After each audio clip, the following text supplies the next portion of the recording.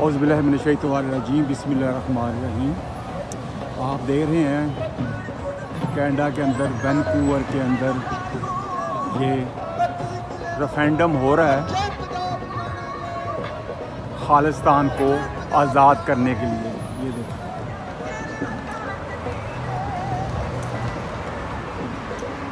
आज last day है।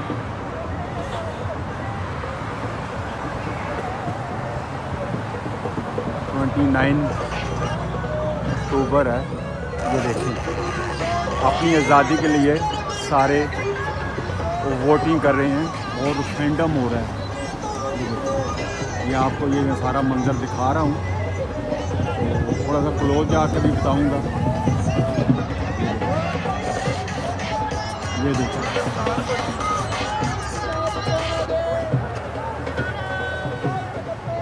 ये खालिस्तान की आज़ादी के लिए आज यहाँ पर वोटिंग हो रही है। ये देखें,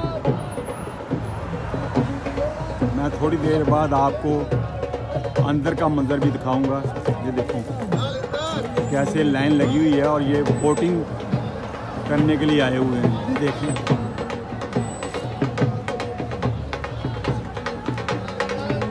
पीसफुल आज़ादी के लिए जंग लड़ रहे हैं। और ये रेफरेंडम हो रहा है और दुनिया को बताना चाहते हैं कि हम पीसफुल होकर अपना आज़ाद मुल्क खालिस्तान बनाना चाहते हैं।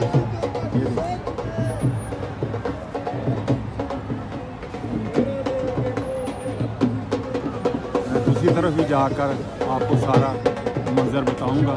ये देखिए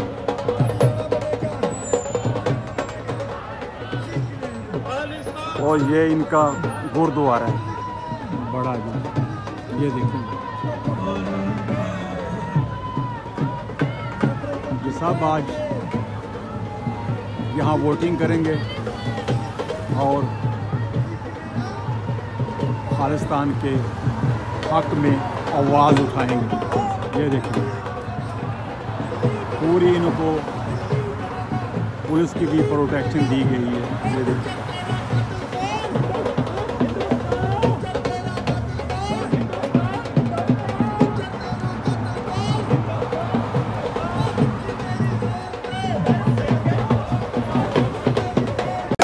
Indian government, Indian government, Indian government, Khalistan, Khalistan, Khalistan, Khalistan, Khalistan,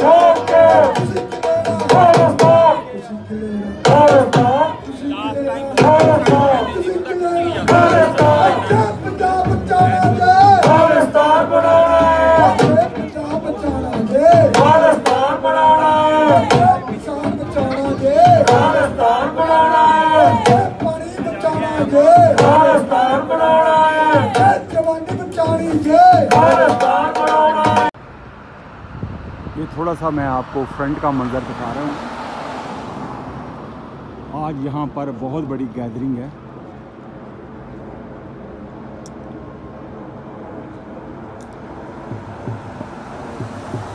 ये कनाडा के अंदर वैनकूवर का बड़ा गुरुद्वारा है।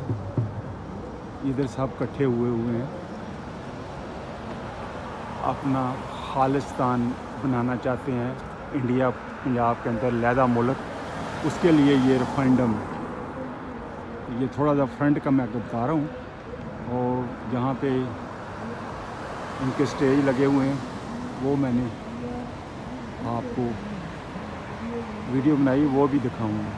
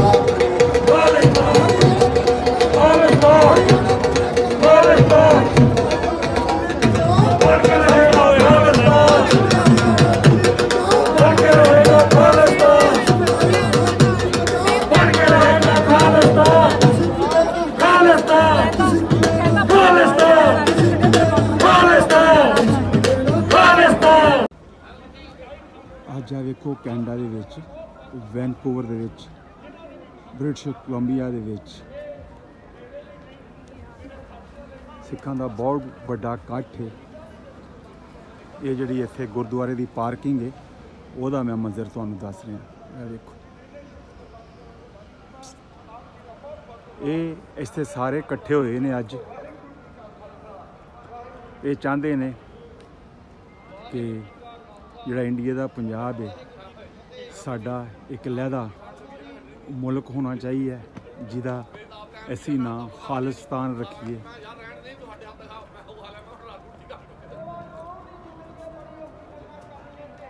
ਤੇ ਇੱਥੇ ਇਹਨਾਂ ਦਾ ਇਹ ਜਿਹੜਾ ਇੱਕ ਇਕੱਠ ਹੈ ਰੈਫਰੈਂਡਮ ਦੀ ਸ਼ਕਲ से और वोटिंग भी कर रहे हैं। लोग इकट्ठे होके इधर आ रहे हैं, अपनी एक आवाज़ बुलंद करके उठा रहे हैं कि असी अपना लहदा मुल्क बनाना चाहते हैं जिसका नाम खालिस्तान है, तो असी आज़ाद कौम बन के रहना चाहते हैं। तो मैं इसे सारिਆਂ ਨੂੰ एक मैसेज देना चाहना कि असी सारे मिल के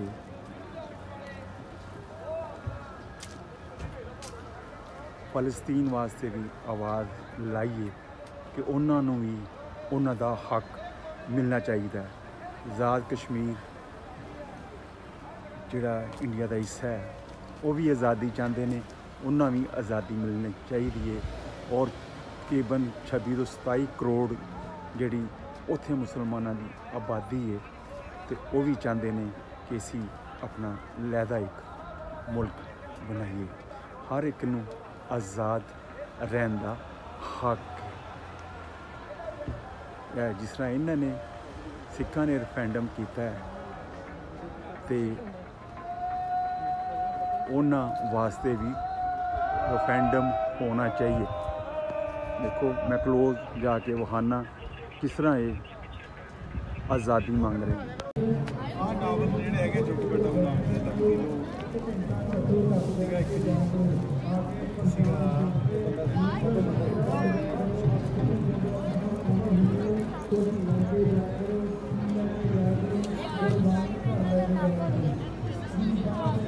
बाबा दीप सिंह जी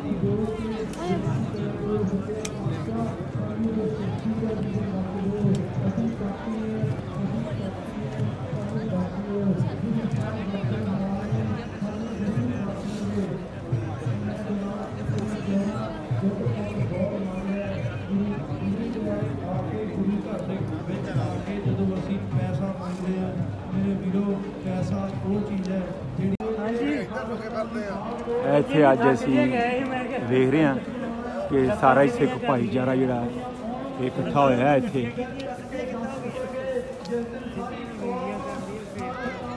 ਤੇ ਇਹ ਜਦੋਜਹਿਦ ਕਰ ਰਹੇ ਨੇ ਆਪਣਾ ਲਹਿਦਾ ਮੁਲਕ ਬਣਾਉਣ ਦੀ।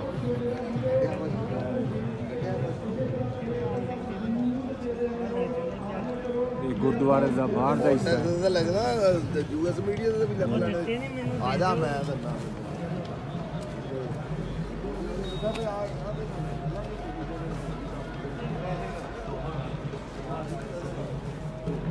अगर ये अज की मेरी कोशिश ਤੁਹਾਨੂੰ अच्छी लगी है इनू शेयर ज़रूर करो, बैल के बटन को क्लिक करो और मेरे चैनल को सबसक्राइब ज़रूर किया करो। ये वीडियो बड़ी मेहनत नाल बनती है। ਤੁਹਾਨੂੰ मैं बाहर का गुरुद्वारे का हिस्सा विखा रहा। ये सामने बुक स्टाल है, देखो हर एक कौम नू आज़ाद रहन दा हक है, चाहे किसी ही मज़हब के नाल ने। सिख भाईचारा अपना लहदा मुल्क बनाना चाहते हैं। खालिस्तान पंजाब दे विच इन्हां नाल धक्का हो रहा है, इन्हां दा हक बनता है, इन्हां नू हक देना चाहिए। उस तो बाद फलस्तीन जिहड़े सारे मुसलमान भरा ने उन्होंने भी उन्हों का हक मिलना चाहिए। उन्होंने भी धक्का हो रहा है, उन्होंने वास्ते भी कोशिश करनी चाहिए। आज़ाद कश्मीर के जिहड़े अपने मुसलमान ने उन्होंने भी धक्का आ रहा है, उन्होंने भी लहदा मुल्क बनाने का हक है। और 26 ਤੋਂ 27 करोड़ मुसलमान जिहड़े ने वो इंडिया च वसदे ने उन्होंने भी हक के अपना लहदा मुल्क बनाने दा। ते अगर मेरी यह वीडियो तुहानू अच्छी लगी है इनू शेयर ज़रूर करो। ते बाकी अगली वीडियो तो इंशाअल्लाह तुहाडे नाल मुलाकात होएगी। अस्सलाम वालेकुम वरहमतुल्लाहि वबरकातुहू। सुखे जिते ने टकिया सी सुखे जिते ने टकिया सी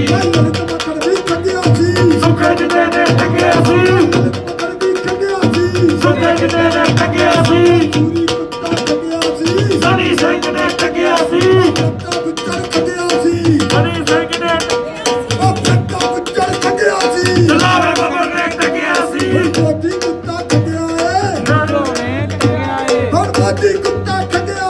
लोगों ने भी टकिया है लूटों ने भी टकिया है लूटों ने भी टकिया है लूटों ने भी टकिया है लूटों ने भी टकिया है लूटों ने भी टकिया है खालिस्तान खालिस्तान खालिस्तान खालिस्तान खालिस्तान खालिस्तान खालिस्तान मेरा देंगे ठोक के मेरा देंगे ठोक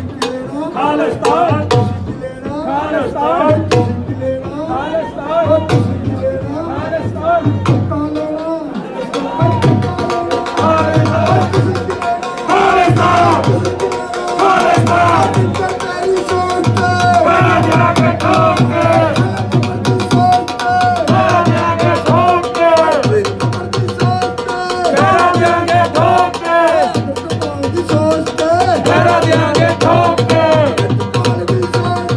मेरा देंगे ठोक के खालिस्तान खालिस्तान खालिस्तान खालिस्तान खालिस्तान खालिस्तान खालिस्तान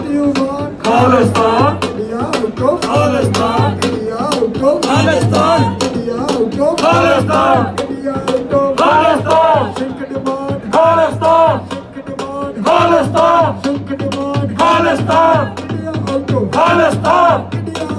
Palestine!